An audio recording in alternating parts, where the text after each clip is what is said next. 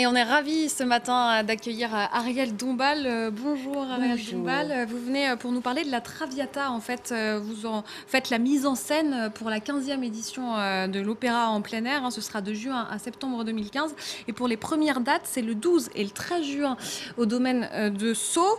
Comment on s'attaque à un tel monument? Vous parlez de mise en scène très shakespearienne. Oui, c'est-à-dire que ce qui est très signifiant et merveilleux dans les opéras au plein air, c'est qu'on est déjà face à des monuments tout à fait étonnants. Je veux dire, tous les touristes du monde viennent voir les grands châteaux de France. Et donc, c'est d'un tel luxe de faire ces opéras face à cette architecture classique des plus belles, en mois de juin, juillet, août, et puis bon, septembre aux Invalides. Mais donc, il y a déjà cette beauté première du lieu. Donc, en effet, j'ai fait... C'est facile à meubler un tel décor? Alors justement, c'est énorme, c'est énorme. Et puis, nous sommes très nombreux parce qu'il y a 150 musiciens, il y a 39 choristes, il y a 14 solistes, il y a 10 danseurs. Et tout ça doit rien oublier.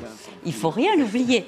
Et il faut, alors moi, bien sûr, ce que j'ai voulu surtout, c'est que les gens profanes, les gens qui ne connaissent pas l'opéra, soient absolument éblouis, émus, bouleversés par cette histoire qui est tout de même étonnante. C'est vrai que la Traviata, c'est l'opéra, un des opéras les plus populaires.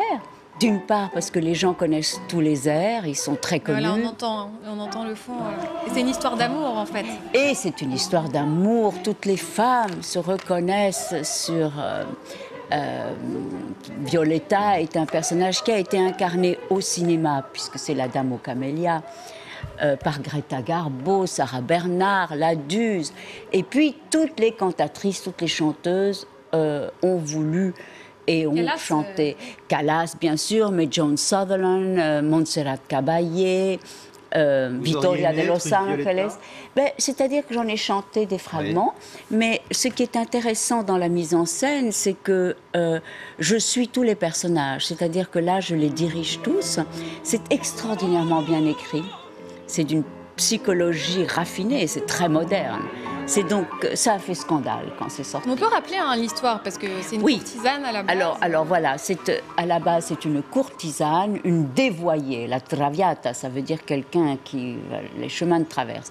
Donc tout ça, l'opéra commence dans des fêtes un peu libertines, avec une très très grande légèreté. Et puis ce qui est beau, c'est que cette Traviata, qui est une femme des plaisirs, va tout à coup rencontrer l'amour. Alors quand on rencontre l'amour, on entre dans un autre univers, c'est-à-dire que c'est souvent un abîme qui s'ouvre face à vous, c'est quelque chose de tout à fait nouveau, et elle va tomber amoureuse de cet Alfredo, fils de famille, et cet amour, ils sont subjugués tous les deux, mais le père ne va pas permettre cette alliance. Et donc, ce qui a fait scandale, c'est qu'une femme légère, une femme qui vivait de ses charmes, une courtisane, puisse avoir des sentiments si élevés. Donc, elle va obéir au père, elle va sacrifier son amour et elle va en mourir. Et elle va... Parce qu'elle est malade.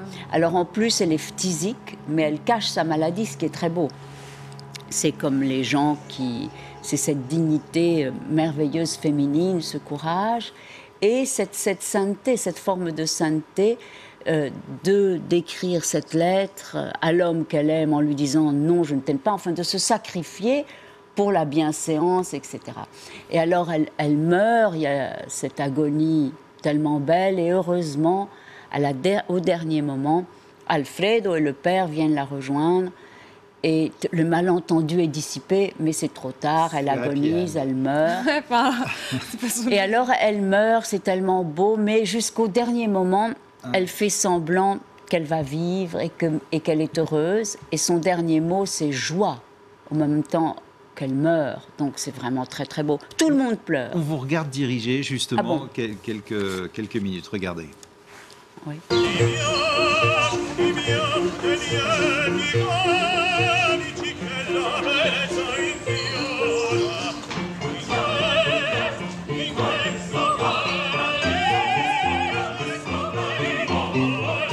Tu te retournes pour la regarder, andiamo, pendant tout l'escalier, tu vois.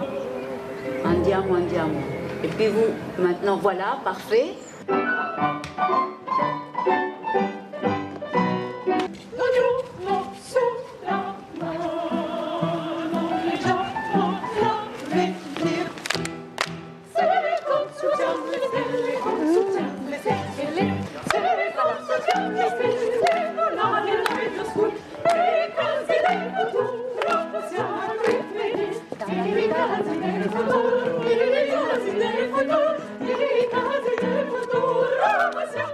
On sent que vous êtes complètement investi, vous êtes dedans là. Hein. Oui, bien sûr, je suis dans ce fleuve de musique qui est d'une telle beauté. Et puis comme j'ai fait beaucoup de danse, et puis j'ai fait beaucoup d'opéra aussi, je suis vraiment, j'entre dans le mouvement profond de la musique et j'essaye de rendre tout ça très spectaculaire, que ce soit un enchantement.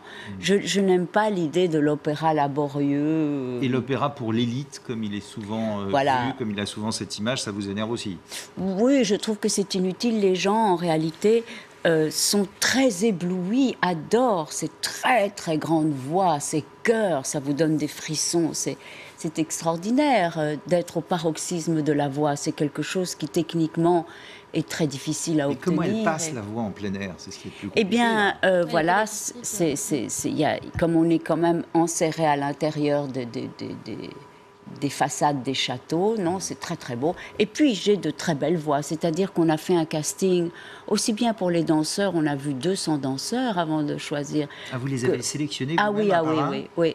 J'ai fait les choses, j'ai pris aussi de très belles voix qui venaient du monde entier. Ce qui est bien, c'est que c'est aussi des gens jeunes. Et donc, ça fait découvrir des très belles voix. Et vous répétez depuis combien de temps? Depuis 3 mois. Ah oui. Oui. Mais les gens venaient de Russie, de Pologne, du Japon, d'Irlande. Les chanteurs, c'était un grand casting pour trouver ces voix. Alors, finalement, il y a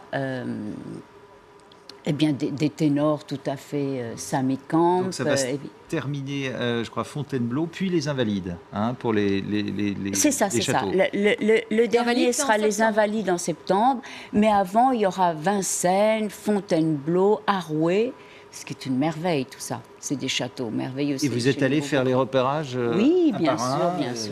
Oui, parce qu'à chaque fois, il faut changer, j'imagine, quelques paramètres. Juste un dernier mot. Oui. Vous sortez un prochain album bientôt en octobre? Ah, seulement en octobre, voilà. Et il s'appellera French Kiss. C'est tout un programme. Et quel style? Eh bien, années 50, rockabilly, revival, voilà. Juste la période Elvis Presley. C'est très à la mode, je suis tombée juste. Merci beaucoup Ariel Dombal d'être venu nous voir ce matin sur LCI. Donc la Traviata à l'occasion de la 15e édition de l'opéra en plein air de juin à septembre dans différents châteaux. C'est Chant de bataille aussi. Chant de bataille de Jacques Garcia, absolument sublime. Oui. C'est archi complet ou on peut encore réserver Il faut vous dépêcher. On se dépêche.